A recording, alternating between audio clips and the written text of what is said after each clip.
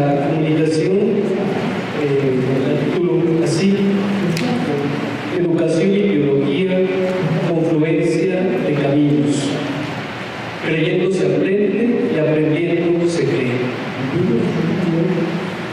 Al pretender una relación, digamos, equilibrada y más o menos simétrica entre educación y teología, se puede visualizar, al menos yo alcanzo a visualizar, dos maneras.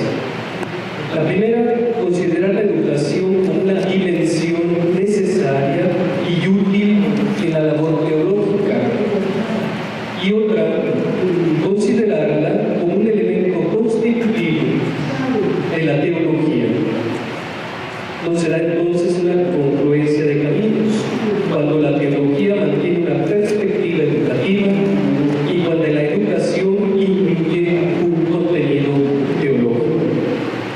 Y a propósito de esta comunicación, intenta explicitar este doble movimiento interactivo entre educación y teología, reconociendo y valorando su mutua colaboración como dos tareas evangelizadoras. Entonces, primera, la dimensión educativa de la teología, creyendo se aprende. Esta dimensión se hace presente fundamentalmente como mediación pedagógica para su transmisión y como contenido que estudia desde diferentes ángulos la acción pedagógica de Dios en la historia. Así, la educación actúa dentro de la teología como mediación y como contenido, como tema, como mediación. Es un hecho que la teología, como reflexión y como práctica también, requiere de mediaciones para llevar a cabo su labor. En un tiempo se privilegiaron las mediaciones filosóficas, como si fuera la única, que permitían dar visibilidad y solidez a la teología, considerándola incluso como sierva, como esclava. Actualmente, sobre todo en nuestro continente latinoamericano, se consideran también otras dimensiones cuando se pone la teología contextualizada y cuando se pone la teología unida con la historia. Entonces se privilegian también las mediaciones de tipo sociológico, histórico, cultural, antropológico y desde luego la mediación pedagógica. Entendemos por mediación como ese conjunto de medios que el pensamiento teológico integra para tratar mejor su finalidad, para tratar mejor su objeto, para lograr mejor su finalidad, esos medios que ayudan. Esta mediación pedagógica tiene la base de la pregunta, el cuestionamiento existencial de la situación vivida. La pregunta y la pedagogía forman parte de la educación creativa y apta para estimular la capacidad humana de asombro, de resolver verdaderos problemas existenciales. Ciertamente el camino más fácil es ofrecer solamente respuestas, pues en ellas normalmente también, pero normalmente no se arriesga mucho, pues el hecho de equivocarse más que un miedo es lo que permite avanzar también en el conocimiento. Ya sabemos que en el orden del saber, el error siempre casi es lo primero. La mediación pues pedagógica de la pregunta tiene una base antropológica también, pues la existencia humana implica asombro, cuestionamiento, riesgo que se hace frente a una pedagogía de únicamente respuestas preelaboradas sin un mínimo de riesgo ni asombro ni preguntas. No estimula el riesgo de la invención, de la reinvención. Es importante anotar también que esta mediación pedagógica no parte solamente de la pregunta por la pregunta y que el esfuerzo educativo no debe quedar solo alrededor de la pregunta. Lo importante, sobre todo, es unir siempre que sea posible la pregunta y la respuesta a las acciones que hayan sido practicadas o a las acciones que pueden llegar a ser ejecutadas por ellas. Estoy citando hay un diálogo interesante entre Paulo Freire, Founders por una pedagogía de la pregunta. Es una especie de diálogo entre estos los grandes pedagogos. De esta forma, la tarea mediadora de la pedagogía procesiona a la teología también en relación a la técnica. Durante una época, la disciplina teológica se autodefinió como una ciencia absoluta y totalizante de todo conocimiento. Ofrecía solo respuestas que se unían a la cadena de respuestas. Al tomar conciencia de la pedagogía de la pregunta como mediación, la teología se une también a las preguntas, estimulando a una actitud de personal curiosidad, de búsqueda de formas nuevas de expresar la fe, nuevas propuestas de transmisión de la fe, mediante una flexibilidad interrogativa que le proponen los tiempos de ahora. Para una labor teológica contemporánea es muy importante detectar y asumir los principales cuestionamientos que el hombre y la mujer se están haciendo aquí y ahora. Detectar y atender las preguntas que surgen de la novedad histórica y del mismo Evangelio. Pues, como ya se ha venido repitiendo, cuando tenemos elaboradas las respuestas, la novedad histórica nos cambia las preguntas. Y el día de ayer se citaba a Eduardo Galeano, especialmente. Es la dinámica propia de la existencia humana y, en consecuencia, debe ser también la dinámica de la reflexión teológica. En forma de pregunta, la teología mantiene abiertos los ojos y los oídos para ofrecer no solo respuestas, sino para atender las diversas llamadas y presencias del Dios de la vida. Desde aquí se entiende que cuando la teología tiene presente la mediación pedagógica, se convierte más que en compendio de conocimientos acumulados, en la forma de enseñanza necesitada de complementos y contactos con otras ciencias y sobre todo con la realidad circular. Hay un libro que cito, La teología de la pregunta, y sería interesante también si se quiere profundizar en eso. Y cito este libro: preguntar es la forma de comunicación de la cruz en la existencia del hombre y de la sociedad. La promesa bíblica hace posible andar desde la crucis. Hay tanto recuerdo en ella que tenemos respuestas y que incluso podemos rememorar. Y hay en ella tanta espera que preguntamos y tenemos que esperar. Al andar en la crucis manifestamos que nuestras preguntas no están ahí abiertas a la nada, sino a la llegada de Dios, que nos sale al encuentro como antaño a hoy. Interesante. No más, la pregunta no es un ejercicio técnico de la teología, ni un paso, un momento, de un conjunto metodológico. La pregunta forma parte de los elementos integradores que le permiten captar mejor su objeto y su cometido. Establece con la teología un lazo orgánico e interno sumamente importante que debemos valorar e integrar mejor. Cito nuevamente este libro. El potencial energético de la pregunta no es menor que el que pueda desarrollar el átomo e hidrógeno. Ocurre que cuando los hombres son afectados por las preguntas, la realidad varía, el mundo se pone en movimiento. Motivo de burla y de desprecio sería para el teólogo el ministerio de servidor de la palabra si no permitiese con la pregunta un contacto, si se permitiese con la pregunta un contacto ingenuo y falto de escrúpulos. De la cita.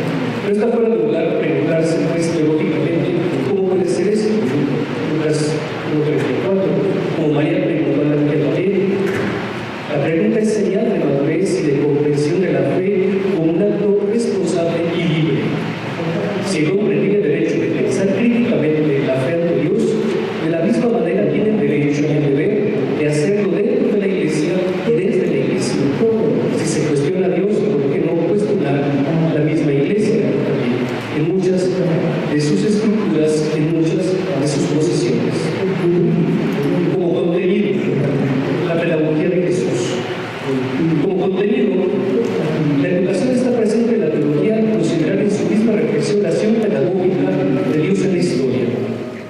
Que la persona se hace presente en el medio, es decir, el camino que a lo largo de la historia de la persona de Jesús, en la historia de la salvación, se manifieste como pedagogía de Dios que orienta, acompaña y enseña. También corrige y advierte sobre los errores y sus consecuencias. Estoy citando este documento Educar para una nueva sociedad, reflexiones y orientaciones sobre la educación en México, la página 118. La pedagogía de Dios está reflejada pues en Jesús como maestro, que aunque sin autorización enseñaba con autoridad, sobre todo porque su enseñanza, cito palabras de Toribio Tapia, porque su enseñanza estuvo ligada a unos principios y a ciertos alcances. Estos principios y alcances están relacionados con el contenido y el alcance del reino de Dios. Y desde varios pasajes evangélicos nos muestran que Jesús fue un maestro, cito a Toribio Tapia, poco convencional, que ubica la autoridad de su enseñanza más que en el contenido, en el alcance relacionado con la esperanza y la felicidad de quienes más sufren. Y ahí que su enseñanza está intrínsecamente ligada a una compasión entrañable que suscita solidaridad. Su enseñanza, más que suscitar solo buenas ideas, inspiraba y anima a nuevos valores y sobre todo a nuevas prácticas que construían una comunidad de hermanos que evidenciara que era posible e indispensable la vivencia del reino de Dios. Toribio también en un artículo que enseñaba como quien tiene autoridad. Basta en esta línea como muestra de gran riqueza que se tiene en Jesús como maestro y en su manera de enseñar un fuerte contenido pedagógico. Segundo punto, la dimensión teológica de la educación, aprendiendo se cree. La educación cristiana como práctica bautizadora no es solo cuestión de técnicas o métodos pedagógicos, ya lo sabemos, ni se ubica únicamente en los espacios escolarizados. Si, como se ha dicho, la teología tiene una orientación educativa presente en una mediación y en un contenido, la educación requiere tener presente una dimensión teológica. ¿Cómo se hace presente? Especialmente, por una de las maneras, en el itinerario pedagógico de la fe, que como se sabe comienza por la interpelación del testimonio, la martiría, pasa por la conversión como acogida del mensaje revelado en el querigma y desemboca en la profesión de fe, explicitada por la catequesis y la didascalia, y alcanza su madurez cuando se profundiza en la teología. Es justo en este momento el camino de la fe, donde la dimensión teológica del último, digamos, del último escalón de la llegada de este itinerario de la fe, donde se hace presente la teología, la dimensión teológica de la educación, profundizándola en su sentido teológico, porque la fe no es solo un acto de la razón, sino un acto de razón, una fe razonada, porque ya sabemos no racional.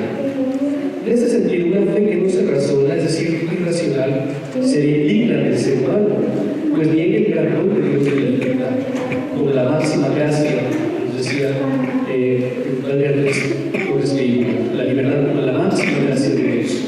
Desde esta perspectiva, todo bautizado, hombre y mujer, para alcanzar una fe madura, una educación en la fe, necesita, en cierto modo, ser teólogo y teóloga. Por consiguiente, la Iglesia, en sus diferentes niveles, tiene el deber de propiciar las condiciones para que lo sea. Es decir, contar con dispositivos teológicos en la labor educativa que le permitan hacerse presente incluyendo un rumbo teológico a los contenidos educativos de aporte cristiano. Estos dispositivos funcionan como estrategias o mecanismos para lograr determinados objetivos y conseguir un efecto. Pueden ser, principalmente, no considerar la teología como labor de unos cuantos, de los profesionistas. La dimensión teológica de la educación no es tarea reservada a especialistas, sino a toda la comunidad cristiana como sujeto de teología. Es la comunidad cristiana como un todo la que tiene por misión sacar cosas nuevas y viejas del tesoro de la revelación, aportando otros saberes, con lo que terminaba el hermano Enrique, aportando otros saberes, encendiendo otras luces, poniéndose en correlación con otras culturas, otras religiones, para la comprensión del misterio de la revelación. Otros saberes simbólicos, narrativos, sapienciales, otras lógicas epistemológicas, otras teologías, puesto que en todo este engranaje de relaciones es donde la persona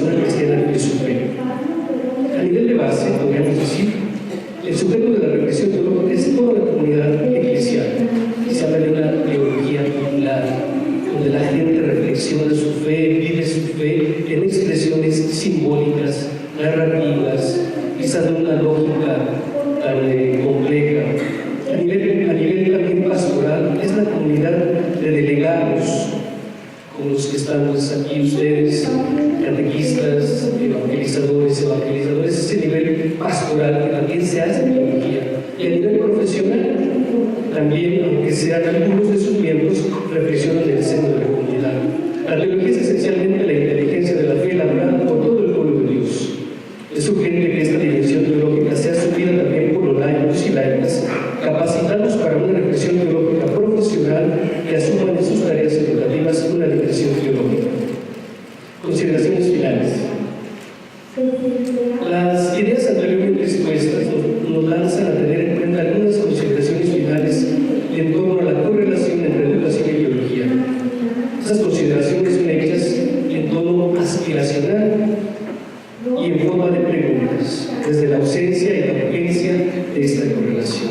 Así pues, ¿cómo generar y desarrollar un trabajo teórico que dé cuenta de la relación de educación-teología? Si el componente pedagógico es intrínseco a la experiencia de la fe, tiene que ser un tema relevante en la teología que ha buscado expresar teóricamente esa experiencia en la comunidad.